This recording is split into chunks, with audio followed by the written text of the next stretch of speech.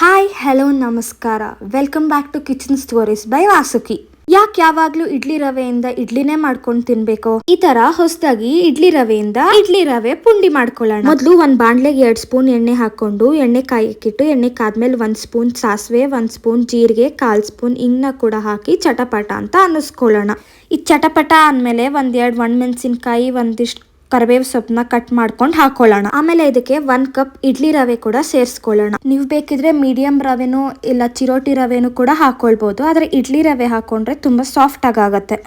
ಇದನ್ನ ಕ್ಲೀನಾಗಿ ಹುರ್ಕೊಳಕ್ ಸ್ಟಾರ್ಟ್ ಮಾಡೋಣ. ಇದು ಹುರ್ಕೊಂತ ಹೊಂಬಣ್ಣ ಬರಬೇಕು. ಅದಾದ್ಮೇಲೆ ಇದು ಘಮ ಘಮ ಅಂತ ವಾಸನೆ ಕೂಡ ಬರುತ್ತೆ. ಇದು ಹುರ್ಕೊಳ್ಳೋ ಅಷ್ಟರಲ್ಲಿ ಪಕ್ಕದಲ್ಲಿ ನೀರ್ ಕಾಯಕ್ಕೆ ಇಟ್ಕೊಳ್ಳೋಣ. ನೋಡಿ, 1 ಕಪ್ ರವೆ ಹಾಕೊಂಡಿದೀವಲ್ಲ, ಅದಕ್ಕೆ 2 ಕಪ್ ನೀರ್ನ ಹಾಕೊಳ್ಬೇಕು. ಇವಾಗ 2 ಕಪ್ ನೀರ್ನ ಕಾಯಕ್ಕಿಡೋಣ. ಇದಾಗಿದೆ ಅನ್ಬೇಕಾರೆ 1 ಹಿಡಿ ಕಾಯಿ ತುರಿ ಕೂಡ ಇದಕ್ಕೆ ಸೇರಿಸ್ಕೊಳ್ಳೋಣ. ಕಾಯಿ ತುರಿ ಸೇರಿಸಿದ್ಮೇಲೆ ಇದನ್ನ ಕ್ಲೀನಾಗೆ ಒಂದ್ಸಲ ಮಿಕ್ಸ್ ಮಾಡ್ಕೊಳ್ಳೋಣ. ನೋಡ್ತಾ ಇದ್ದೀರಾ ಅಲ್ವಾ, ಸೈಡಲ್ಲಿ ಹೊಂಬಣ್ಣ ಬಂದಿರೋದು ಕಾಣಿಸ್ತಾ ಇದೆ ನಿಮಗೆ. ಇವಾಗ ರುಚಿಗೆ ತಕ್ಕಷ್ಟು ಉಪ್ಪು ಕೂಡ ಸೇರಿಸ್ಕೊಳ್ಳೋಣ ಇದಕ್ಕೆ. ಇವಾಗ ಬಿಸಿ ಮಾಡಕ್ಕೆ ಇಟ್ಟಿದ್ವಿ ಅಲ್ವಾ, ಆ ನೀರನ್ನ ಕೂಡ ಇದಕ್ಕೆ ಹಾಕೊಳ್ಳೋಣ. ನೀರು ಹಾಕಿದ್ಮೇಲೆ ಕ್ಲೀನಾಗಿ ಒಂದ್ಸಲ ಫುಲ್ ಮಿಕ್ಸ್ ಮಾಡ್ಕೊಳ್ಳೋಣ. ನಿಮಗೆ ನಾನು ನೆಕ್ಸ್ಟ್ ಯಾವ ರೆಸಿಪಿ ಟ್ರೈ ಮಾಡಬೇಕಂತ ಕಮೆಂಟ್ ಬಾಕ್ಸಲ್ಲಿ ತಿಳಿಸಿ ನನಗೆ. ಮತ್ತು ವಿಡಿಯೋ ಇಷ್ಟ ಆದರೆ ಒಂದು ಲೈಕ್ ಮಾಡಿ, ಮತ್ತು ಪಕ್ಕದಲ್ಲಿರೋ ಸಬ್ಸ್ಕ್ರೈಬ್ ಬಟನ್ನ ಕೂಡ ಪ್ರೆಸ್ ಮಾಡಿ. ಯೂಟ್ಯೂಬಲ್ಲಿ ಹೇಗೆ ಲಾಂಗ್ ಫಾರ್ಮ್ಯಾಟ್ ವೀಡಿಯೋಸ್ ಬರುತ್ತೆ, ಅದೇ ಥರ ಇದ್ರದ್ದು ಶಾರ್ಟ್ ಫಾರ್ಮ್ಯಾಟ್ ವೀಡಿಯೋಸ್ ಎಲ್ಲ ಇನ್ಸ್ಟಾಗ್ರಾಮಲ್ಲಿ ಕಿಚನ್ ಸ್ಟೋರೀಸ್ ಬೈ ವಾಸುಕಿ ಅನ್ನೋ ಹ್ಯಾಂಡಲಲ್ಲಿ ಬರುತ್ತೆ. ಬೇಕಿದ್ರೆ ಒಂದ್ಸಲ ಹೋಗಿ ಚೆಕ್ ಮಾಡಿ.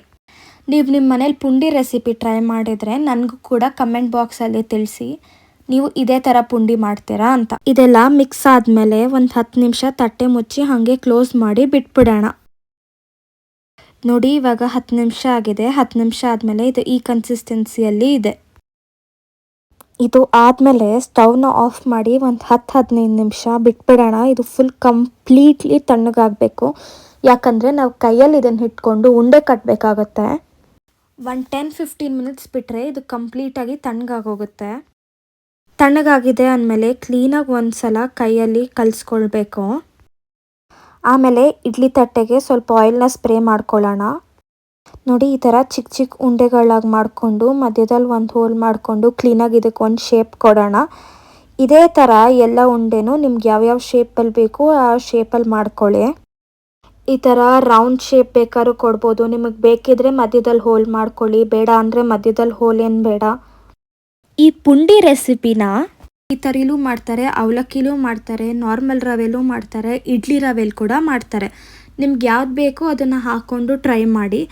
ನಿಮಗೆ ನಾನು ಹೇಳಿದ್ರಲ್ಲಿ ಯಾವ್ದ್ರಲ್ಲಾದ್ರು ಪುಂಡಿ ಮಾಡಬೇಕಂದ್ರೆ ನನಗೆ ಕಮೆಂಟ್ ಬಾಕ್ಸಲ್ಲಿ ತಿಳಿಸಿ. ನಾನು ಅದನ್ನು ಒಂದ್ಸಲ ಮಾಡಿ ಕೂಡ ವಿಡಿಯೋ ಹಾಕ್ತೀನಿ, ಸೊ ದಟ್ ನೀವು ನಿಮ್ಮ ಮನೇಲಿ ಟ್ರೈ ಮಾಡ್ಬೋದು.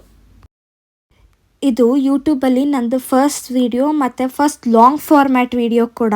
ಇದರಲ್ಲಿ ಏನಾದ್ರು ಚೇಂಜಸ್ ಮಾಡ್ಕೊಳ್ಬೇಕು ಅಥವಾ ಬೇರೆ ಯಾವ್ದಾದ್ರು ರೀತಿ ಎಡಿಟ್ ಮಾಡಬೇಕು ಅಂದರೆ ದಯವಿಟ್ಟು ಕಮೆಂಟ್ ಬಾಕ್ಸಲ್ಲಿ ತಿಳಿಸಿ, ಸೊ ದಟ್ ನಾನು ಅದನ್ನು ಚೇಂಜ್ ಮಾಡಿಕೊಂಡು ನೆಕ್ಸ್ಟ್ ಅಪ್ಕಮಿಂಗ್ ವೀಡಿಯೋಸಲ್ಲಿ ನಿಮಗಿನ್ನ ಬೆಟರ್ ಕ್ವಾಲಿಟೀಸ್ ಆಫ್ ವಿಡಿಯೋ ಕೂಡ ಕೊಡ್ಬೋದು. ದಯವಿಟ್ಟು ಲೈಕ್ ಮಾಡಿ, ಶೇರ್ ಮಾಡಿ, ಕಮೆಂಟ್ ಕೂಡ ಮಾಡಿ. ನಿಮಗೆ ಗೊತ್ತಿರೋರ್ಗೂ ಕೂಡ ತಿಳಿಸಿ ಕಿಚನ್ ಸ್ಟೋರೀಸ್ ಬೈ ವಾಸುಕಿನ ಸಬ್ಸ್ಕ್ರೈಬ್ ಮಾಡ್ಕೊಳ್ಳೋಕ್ಕೆ. ಇದೇ ಥರ ಎಲ್ಲ ಪುಂಡಿಗಳನ್ನೂ ನಾನು ರೆಡಿ ಮಾಡಿಕೊಂಡೆ. ಇವಾಗ ನೆಕ್ಸ್ಟು ನಾವು ಇಡ್ಲಿ ಕುಕ್ಕರ್ನಲ್ಲಿ ನೀರು ಹಾಕಿ ಕಾಯಕ್ಕಿಟ್ಟು ಇದನ್ನು ಇಡ್ಲಿ ಕುಕ್ಕರಲ್ಲಿ ಇಟ್ಕೊಳ್ಳೋಣ. And this is one of the healthy recipe ನಿಮ್ಮ ಬ್ರೇಕ್ಫಾಸ್ಟ್ಗಾಗಲಿ ಡಿನ್ನರ್ಗಾಗಲಿ ಟ್ರೈ ಮಾಡೋಕ್ಕೆ. ಇವಾಗ ಮುಚ್ಚಳನ ಮುಚ್ಚಿ ಒಂದು 10 ನಿಮಿಷ ಇದನ್ನು ಸ್ಟೀಮ್ ಮಾಡಿಕೊಂಡ್ರೆ ಸಾಕಾಗತ್ತೆ. ಇದು ಸ್ಟೀಮ್ ಆಗೋ ಅಷ್ಟರಲ್ಲಿ ನಾವು ನಮ್ಮ ಚಟ್ನಿ ಕೂಡ ಮಾಡ್ಕೊಳ್ಳೋಣ. ಒಂದು ಮಿಕ್ಸರ್ ಜಾರ್ ತೊಗೊಳ್ಳೋಣ. ಮಿಕ್ಸರ್ ಜಾರ್ಗೆ 2 ಹಿಡಿ ಕಾಯಿ ತುರಿ ಸೇರಿಸೋಣ. ಕಾಯಿ ತುರಿ ಸೇರಿಸಿದ್ದಾದ್ಮೇಲೆ ಸ್ವಲ್ಪ ಹುಣಸೆ ಹಣ್ಣನ್ನ ಹಾಕ್ಕೊಳ್ಳೋಣ. ಇದಕ್ಕೆ 1 ಹಿಡಿ ಕೊತ್ತಂಬರಿ ಸೊಪ್ಪನ್ನ ಕೂಡ ಸೇರಿಸೋಣ. ಒಂದು 10-15 ಕರಿಬೇವಿನ ಎಲೆ ಕೂಡ ಹಾಕ್ಕೊಳ್ಳೋಣ. ರುಚಿಗೆ ತಕ್ಕಷ್ಟು ಉಪ್ಪು ಕೂಡ ಹಾಕ್ಕೊಳ್ಳೋಣ. ಉಪ್ಪು ಹಾಕಿದ್ದಾದ್ಮೇಲೆ ಒಂದು 4-5 ಹಸಿಮೆಣಸಿನ್ಕಾಯಿನ ಕೂಡ ಇದಕ್ಕೆ ಸೇರಿಸ್ಕೊಳ್ಳೋಣ. ಅರ್ಧ ಕಪ್ ಕಡಲೆಪಪ್ಪನ್ನ ಕೂಡ ಇದಕ್ಕೆ ಹಾಕ್ಕೊಂಡು ಕ್ಲೀನಾಗೆ ಮಿಕ್ಸಿ ಮಾಡಿಕೊಂಡು ಒಂದು ಬೌಲ್ಗೆ ಟ್ರಾನ್ಸ್ಫರ್ ಮಾಡ್ಕೊಳ್ಳೋಣ. ಇದಕ್ಕೆ ಬೇಕಿದ್ರೆ ಸ್ವಲ್ಪ ನೀರನ್ನ ಹಾಕ್ಕೊಂಡು ಕನ್ಸಿಸ್ಟೆನ್ಸಿ ಸರಿ ಮಾಡ್ಕೊಳ್ಳಿ. ಒಂದೊಳ್ಳೆ ಒಗ್ಗರಣೆ ಕೊಡೋಣ. ನಮ್ಮ ಕಾಯಿ ಚಟ್ನಿ ಕೂಡ ರೆಡಿ ಆಗೋಯ್ತಲ್ಲಿ. ಕಾಯಿ ಚಟ್ನಿ ರೆಡಿ ಆಗೋ ಅಷ್ಟರಲ್ಲಿ ನಮ್ಮ ಪುಂಡಿ ಕೂಡ ರೆಡಿ ಆಗಿದೆ. ನೋಡಿ, ಎಷ್ಟು ಚೆನ್ನಾಗಿ ಬಿಸಿ ಬಿಸಿಯಾಗಿ ಹಬೆ ಕೂಡ ಬರ್ತಾ ಇದೆ. ನೋಡಿದ್ರಿ ಅಲ್ವಾ ಎಷ್ಟು ಈಸಿ ಕಾಯಿ ಚಟ್ನಿ ಜೊತೆ ಪುಂಡಿ ಕೂಡ ಮಾಡೋದಂತ.